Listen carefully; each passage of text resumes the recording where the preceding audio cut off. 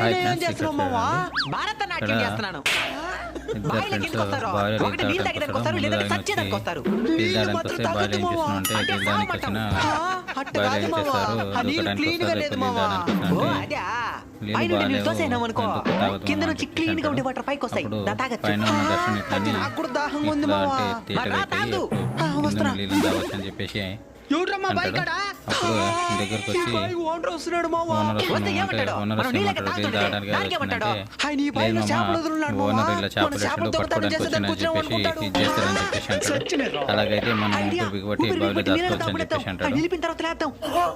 అప్పుడు సరే అని చెప్పేసి ఇద్దరు దాచుకుంటారు. అప్పుడే ఓనరు వస్తాడు. ఎవడు లేదులే. వచ్చి చూస్తే ఎవరు ఉంటాడు, కొబ్బరి బొండ తీసుకొచ్చి ఇంట్లో తీసుకొచ్చి కొడతాడు.